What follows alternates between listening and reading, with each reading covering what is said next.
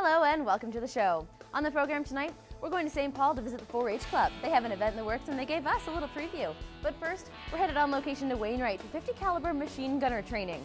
We'll meet the instructors and the students and walk you through the course right now on Around the Region. Later in the show, there's an upset in Wainwright over the incinerator. The public held a protest after 2 employees raised concerns about its safety standards. We'll dig into the issue coming up. Thank you so much for tuning in. We are coming to you from CFB Wainwright. We're actually standing in the live weapons range where these guys are taking a 50 caliber machine gunner's course. We're going to learn all about it. Let's go check it out.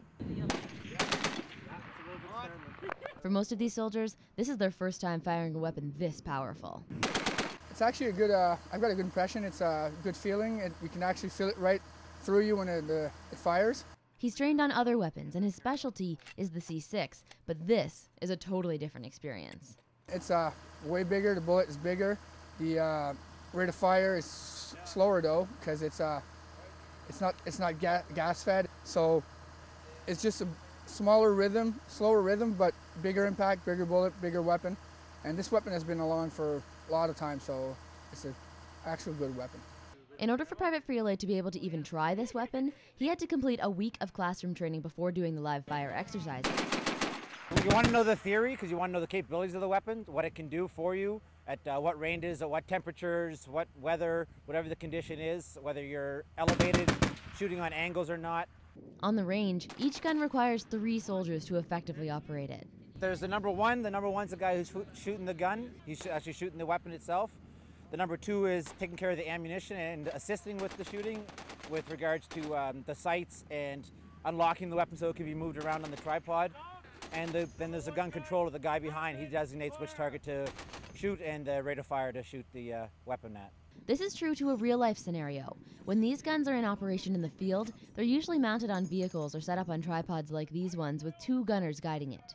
The number 2 may get what we call tunnel vision and may not see exactly when targets of opportunity arise, or he may be focused on one target and a more dangerous target arises. The procedure here is very important. They can't afford accidents. Every time you walk on a weapon, you got to do safety procedure, make sure there's no bullet in there, make no obstruction, so then the weapon is good to fire.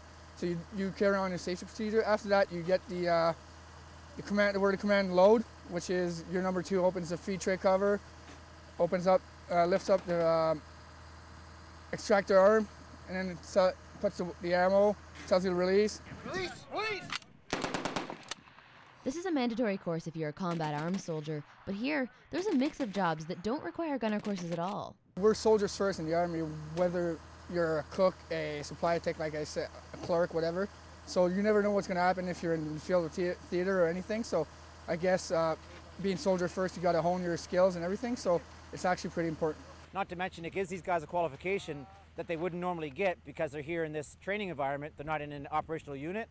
And that's the key, is we want to get guys, when we're not doing training for our soldiers going to Afghanistan, these guys are still soldiers here. We want to make sure they get the green training, the Canadian Forces training that they should have in their units, but because they're not in their units, they're not getting it. Now these guys have shot a ton of rounds today, but they're starting to lose the light, and shooting at nighttime is a totally different experience than shooting during the day. We're going to find out what it's like after the break.